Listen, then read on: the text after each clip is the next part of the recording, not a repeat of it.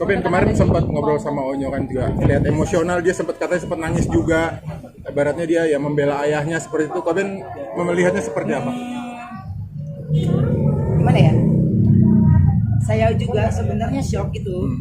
Saya juga sebenarnya shock gitu. Karena yang saya cuma mikirnya ini pasti nih akan ada reaksi dari setiap anak yang berbeda kan. Ya, Onyo punya jiwa yang sangat amat tidak nyaman. Jadinya Onyonya sendiri melampiaskannya dengan nangis gitu.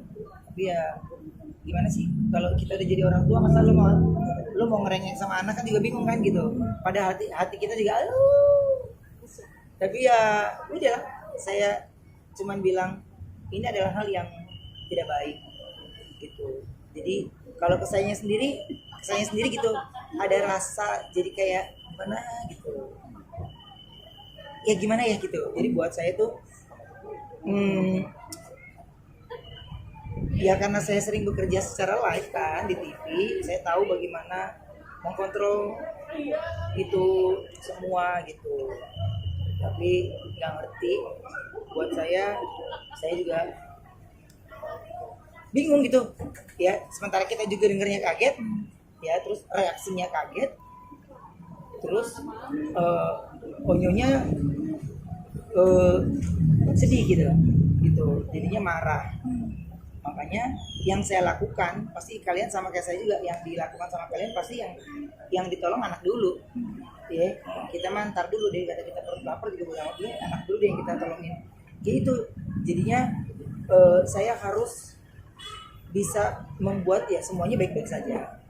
Tapi kan Onyo bisa ngelihat sendiri kayak gimana ya. Makanya kayak ada hal yang kayak gini, saya harus duduk dulu ngobrol sama dia, apa penyebabnya, apa pemicunya, sampai dia bercerita ini gitu. Saya kagetnya pas udah pagi, saya lagi live subuh doang, kaget ada apa lagi gitu. Jadi dia udah besar, nggak bisa lu terus terus, dia ada waktunya sendiri, ada waktunya dia ini. Tapi ya buat saya cuman mungkin saya harus ngobrol lagi berdua sama dia, dia bisa apa yang membuat dia menjadi bisa menceritakan itu. Artinya ketika Koben sedang emosi gitu, mungkin di satu sisi harus menjaga emosi anak sendiri supaya Onyo tuh ya mungkin nggak terlalu sampai terganggu seperti itu ya. Iya, ini yang seluruh, saya nggak emosi sama sekali. Saya shock. Oh, shock. Ya, saya sama sekali tidak emosi karena buat saya ya mungkin kan kacamata orang, setiap orang pasti kita beda-beda ya.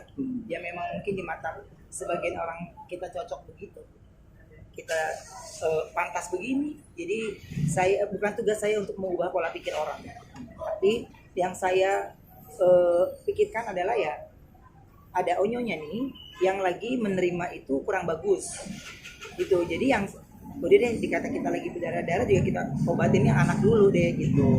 Cuman ini belum kelar, dia udah ada sesuatu lagi gitu. Jadi saya cuman berpikir, saya maunya ngobrol terus sama anak, tapi kan gimana sih lu anak remaja? Menurut gue zaman dulu kita umur dia kagak ada di rumah ya, wah sono sini dukem, wah gila udah keren banget kayaknya. Tapi kalau itu kan dia di rumah kumpul sama teman-teman, terus nonton bola di kamarnya, itu doang kan aktivitasnya dia gitu. Jadi ya ketika dia lagi mau ngobrol ya kita ketemu di meja makan, Onyo kamarnya di bawah, saya di atas. Jadi pertemuan itu cuman ada di meja makan, atau enggak dia mau berangkat kuliah, gitu doang. Tapi kan kalau untuk ngobrol yang kayak gini kita harus memang benar-benar janjian, nggak boleh kemana-mana ya, kita harus ngobrol, dia harus ngobrol. Terima kasih sudah menonton video ini. Jangan lupa subscribe dan aktifkan lonceng notifikasi supaya kamu nggak ketinggalan video terbaru dari Grit.